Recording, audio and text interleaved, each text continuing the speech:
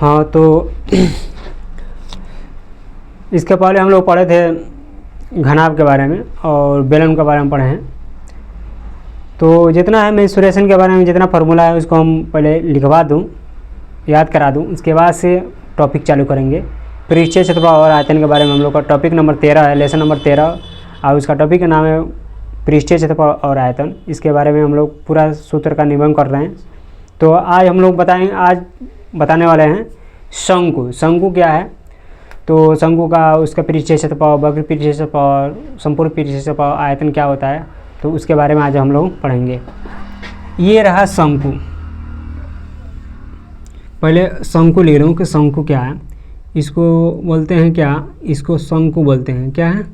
शंकु। इसको इंग्लिश में बोलते हैं कॉन। ये रहा 9 नंबर, ठीक है। इसको बोलते हैं शंकु।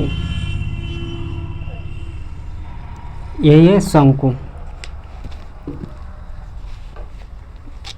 जैसे टोपी की जैसा होता है, जैसे मान लीजिए क्या हो गया, ये टोपी आकार का होता है।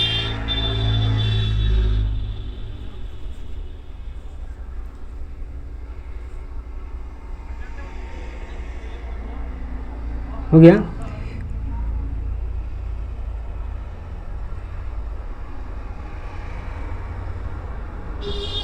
ये इसको बोलते हैं स्लैंट, स्लैंट या लेटरल बोलते हैं, लेटरल, जिसको बोलते हैं क्या,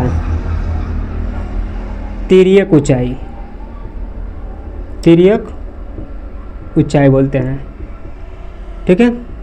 ये है तिर्यक ऊंचाई। इसको बोलते हैं क्या, हाइट। तो ये हमारा ऊंचाई हो गया, मेन ऊंचाई, ठीक है। ये 90 डिग्री का एंगल है। ये जो यहाँ से दिखाई दे रहा है इसको बोलते हैं आधार का त्रिज्या। आधार का इसको त्रिज्या कहते हैं, ठीक है। यहाँ से लेकर यहाँ तक त्रिज्या हुआ, यहाँ से लेकर यहाँ तक क्या हुआ, डायमीटर यानी कि व्यास हुआ, ठीक है। तो अगर यहाँ लिखेंगे पहला कि पाइथागोरस प्रमेय से ये 90 डिग्री का है एंगल है, ये 90 डिग्री यानी कोण इसको बोलते हैं, ये लंब बोलते हैं, इसको आधार बोलते हैं। तो अगर इसको एल से सूचित करेंगे, इसको क्या बोलते हैं, एल से सूचित करते हैं। तो मान लीजिए ये हो जाएगा इसका एल स्क्वायर बराबर क्या होता है, H square plus R square, यानी कि तिर्यक ऊंचाई स्क्वायर बराबर मेन ऊंचाई स्क्वायर आधार का स्क्वायर। दूसरा हो जाएगा, माने एल का जब वर्ग घटाएंगे तो रूट में क्या होना चाहिए, H square plus R square हो जाएगा, ठीक।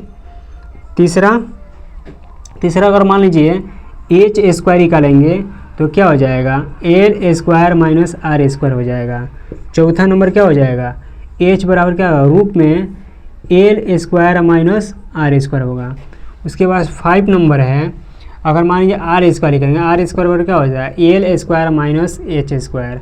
6 नंबर है, आर निकालेंगे तो इसका रूट में क्या होना चाहिए, इसका रूट में, ये रूट में हो जाएगा L square minus H square, ठीक है। ये रहा हमारा फार्मूला इतना, ठीक है, शंकु का। अब हम पढ़ेंगे, अब लिखवाएंगे ये रहा 7 नंबर, शंकु का वक्र पृष्ठीय क्षेत्रफल, वक्र पृष्ठीय क्षेत्रफल, वक्र पृष्ठीय क्षेत्रफल बराबर पाई आर एल होता है। पाई आर एल, एल जो है तिर्यक ऊंचाई है, आर जो है त्रिज्या है, और पाई माने 22/7 होता है। 8 नंबर होता है शंकु का संपूर्ण पृष्ठीय क्षेत्रफल, शंकु का संपूर्ण पृष्ठीय क्षेत्रफल इसका निकालेंगे तो क्या हो जाएगा, इसका क्षेत्रफल निकालेंगे तो ये होगा pi R into L plus R होता है। जो भी हो सीरियल नंबर यहाँ है, इसका निकालेंगे शंकु का आयतन, शंकु का आयतन बराबर हो जाएगा ये 1/3 पाई आर स्क्वायर एच हो जाएगा, शंकु का आयतन होता है। अब नेक्स्ट है 10 नंबर टॉपिक है स्फेयर, जिसको बोलते हैं गोला। क्या बोलते हैं, ये हमारा गोला हुआ, जिसको बोलते हैं ठोस गोला, ठीक है। ये ठोस गोला है।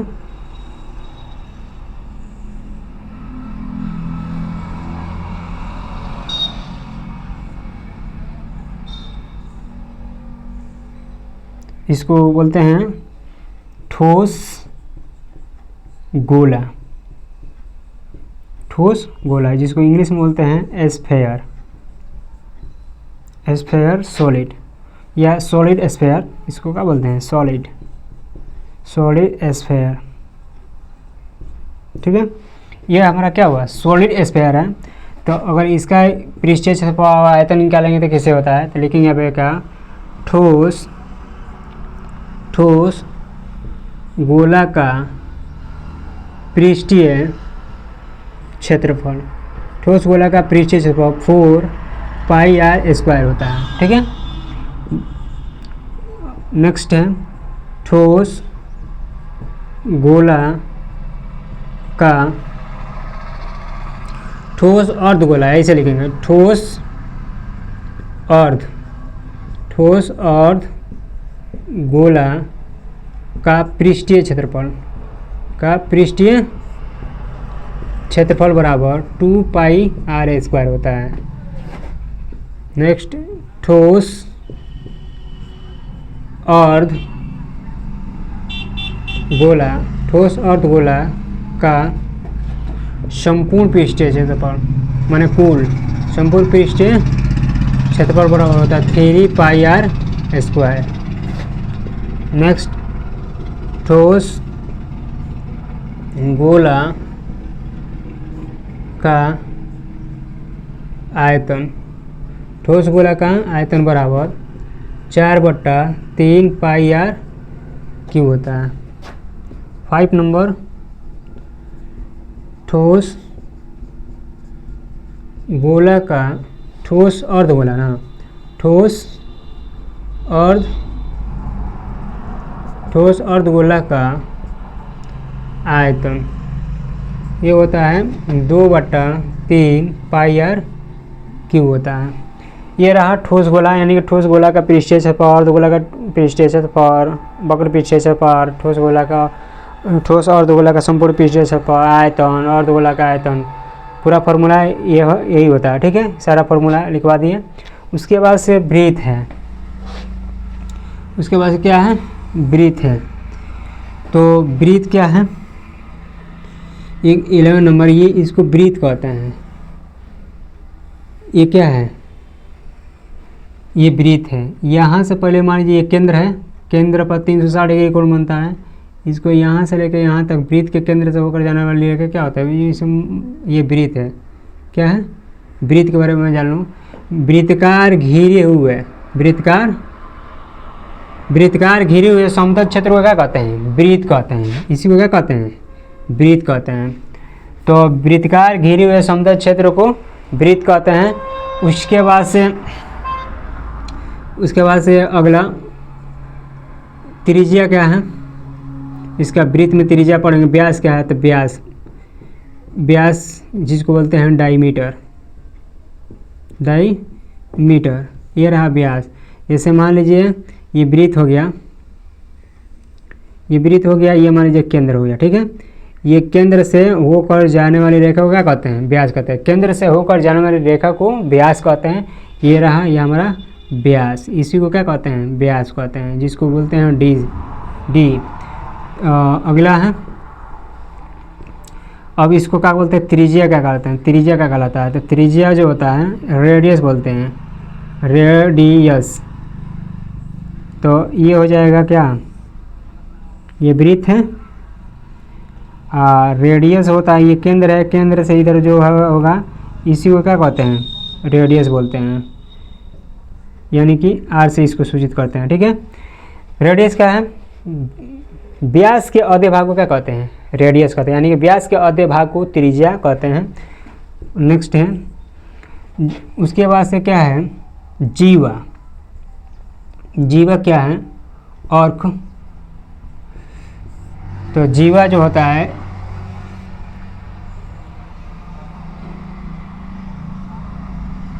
ये जीवा जो है ये केंद्र है, केंद्र से हट कर जो जाएगी रेखा ना, तो उसको क्या कहते हैं, जीवा कहते हैं। ये हमारा क्या हुआ, जीवा हुआ, क्या बोलते हैं, इसको जीवा बोलते हैं।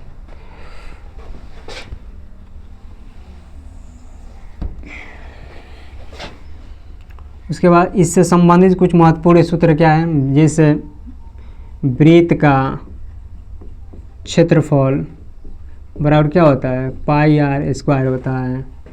वृत्त का व्यास बराबर 2 गुणे त्रिज्या होता है। वृत्त का त्रिज्या बराबर व्यास बटा 2 होता है। वृत्त का परिधि बराबर पाई गुणे डी होता है, यानी कि पाई गुणे व्यास होता है, पाई गुणे व्यास होता है। वृत्त का परिधि 2 पाई आर होता है। वृत्त का परिधि 2 पाई आर। वृत्त का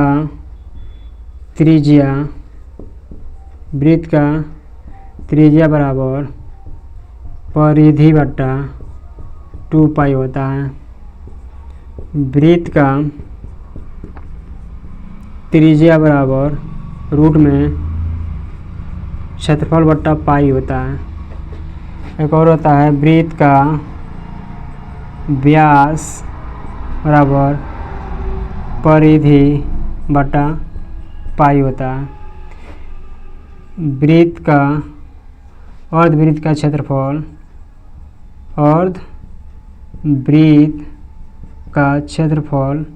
बराबर पाई आर स्क्वायर बटा 2 होता है, यानी कि पाई आर स्क्वायर 2 पाई आर, यानी कि 2 पाई आर बटा 2 से 2 का यानी कि पाई आर होता है। और वृत्त का क्षेत्रफल बराबर 1/2 गुणे पाई आर स्क्वायर होता है। तो ये रहा हमारा मेंसुरेशन का सारे टॉपिक वाइज परिभाषा सूत्र का पूरा कंप्लीट लिखवा दिए हैं। तो और एक इसके बाद में अगर नेक्स्ट वीडियो में और जो कुछ भी बचा है उसको लिखवा देंगे। मिलते हैं नेक्स्ट वीडियो में, तब तक के लिए धन्यवाद।